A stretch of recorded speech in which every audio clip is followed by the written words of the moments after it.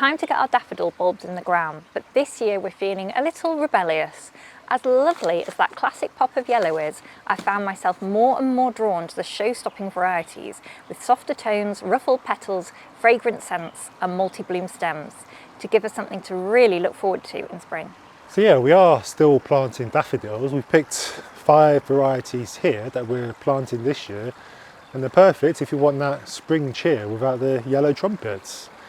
These aren't just pretty faces though. They're every bit as tough and reliable as the traditional varieties. They come back year after year without fail, and they cope with just about any spot that you put them in. If you're planting daffodils this autumn, then you do have a generous window for planting. Any time from September through to November works, as long as the ground isn't frozen. In fact, the earlier you plant, the more time the roots have to establish before winter.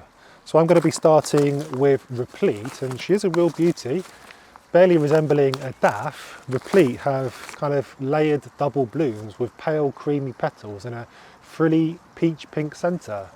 So I'm planting mine here in this sunny perennial bed on our patio. They're tall, so they'll stand above low spring foliage. The daffodils will give us an early show, and when they die back, the perennials will take over and hide the fading leaves. Daffodils are sun lovers, so choose a sunny or lightly shaded spot and plant in moist but free draining soil. If you have clay soil, then try adding in some grit.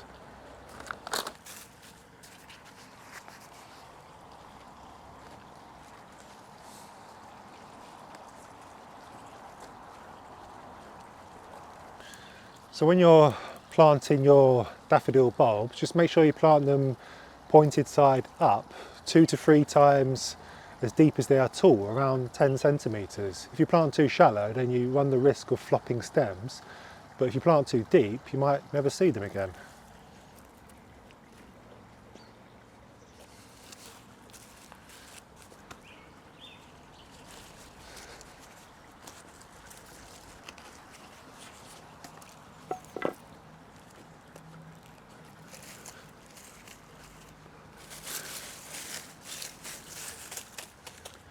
So in borders, you want to plant them around 7 to 10 centimetres apart, and I like to tuck in about in groups of 3 to 5, so I need to plant another one there. And that way it looks a bit more natural and has a bigger impact.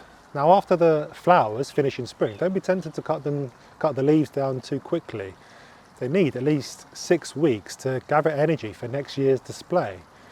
Feed them lightly during that period and then let them die back naturally.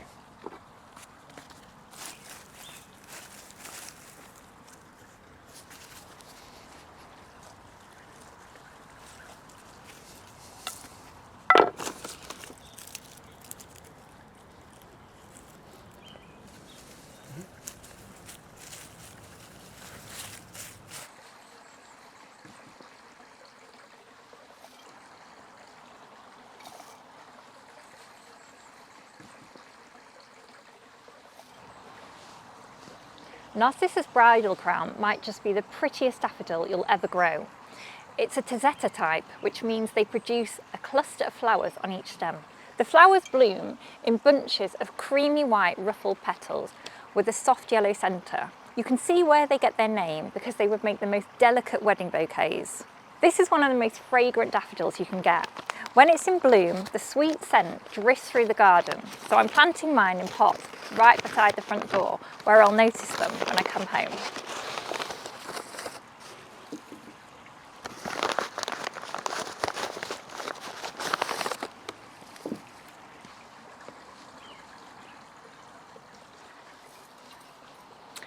In pots, again you want to plant them about 10 centimetres deep, but you can cram them in close together but not touching, about 5 centimetres apart.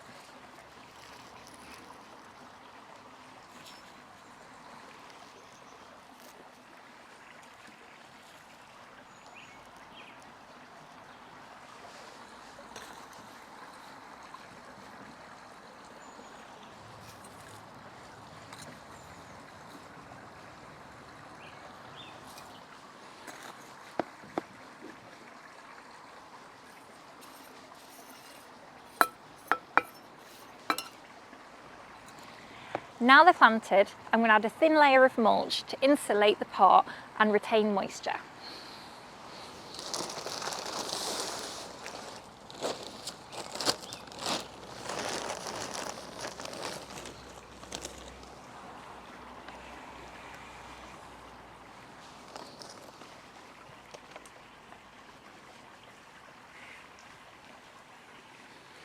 So now I'm going to pop the pot in position by the front door. I'll water them in and forget about them till spring.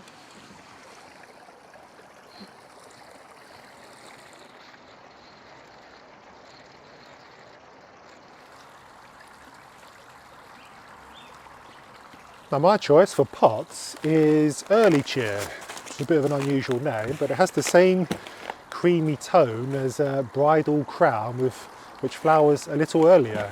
The name means early cheer, and that's exactly what it gives you, a little bit of joy in early spring. It's another tazzetta type with bunches of small double blooms on each stem, all pure ivory with a hint of soft yellow. Daffodils are absolutely perfect in containers as long as you have good drainage. So I'm going to be using my usual mix of compost and perlite, about 5 parts compost and 2 parts perlite.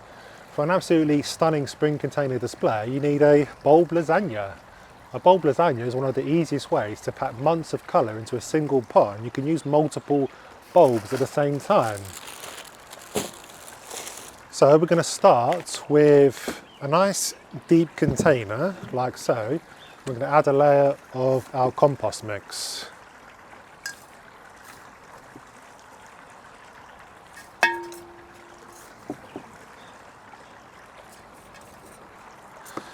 Okay, so I've got a couple of tulips here, so we're going to place these at the bottom since they flower last. So I'm going to pop them in and then cover them with compost.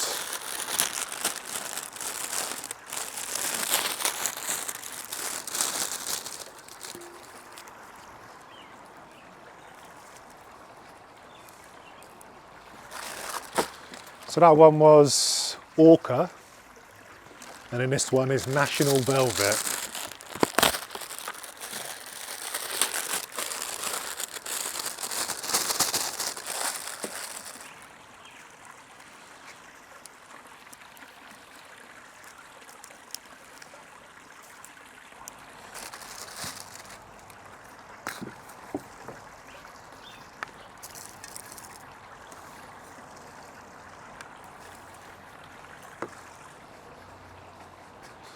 Okay, and then we're going to add a middle layer of hyacinths.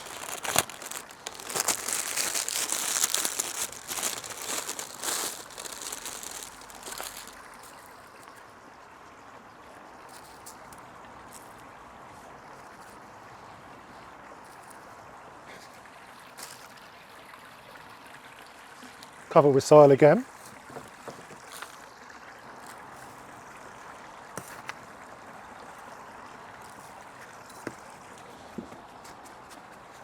And then we're going to finish with our early cheer daffodils, because they will bloom first.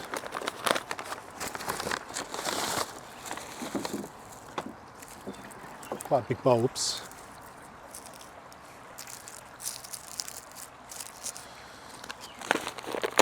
Probably just one more.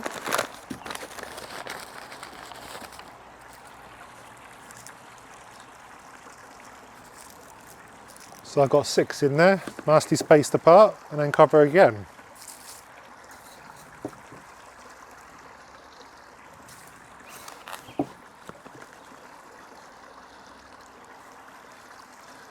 So you want the top layer to be about 10 centimetres deep at least.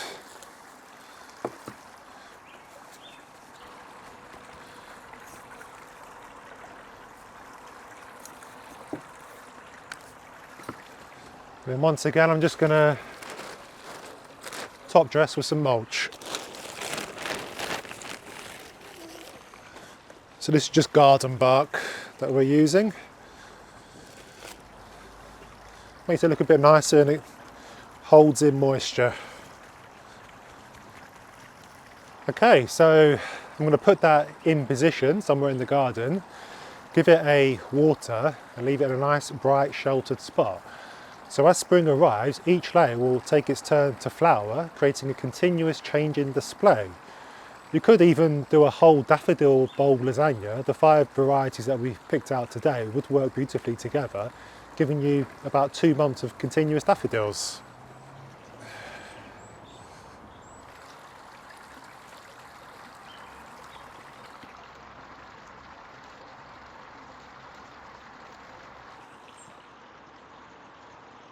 Bulbs don't just have to go outside. An in-bulb is perfect for planting indoors.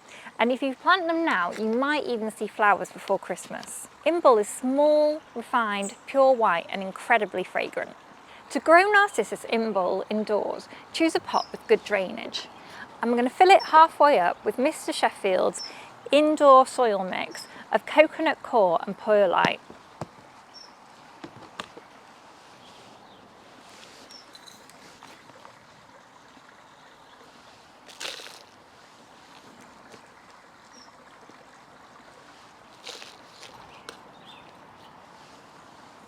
Place the bulbs close together, pointy ends up, and cover so their tips are just visible.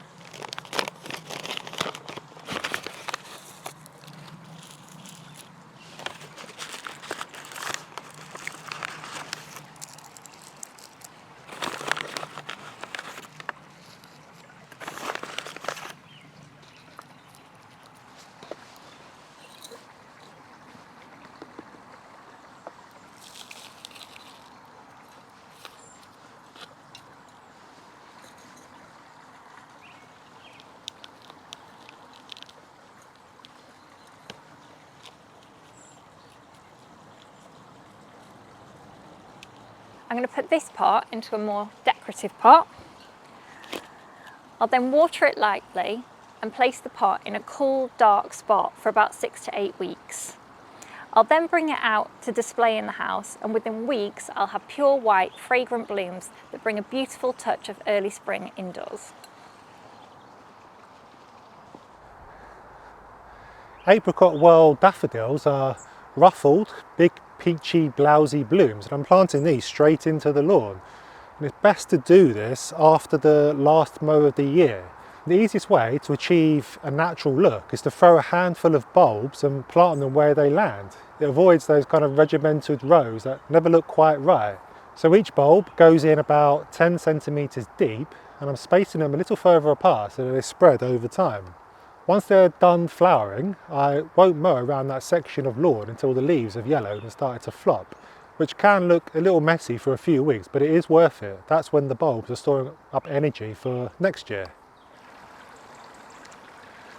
So that is our lineup for this year. Bridal Crown, Early Cheer, Replete, In-Bulb and Apricot World.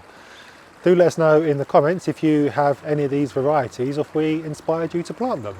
And get those bulbs in while the soil is still soft, and you'll thank yourself when the first flowers appear next year. For tips to save your soil over winter, watch this video next.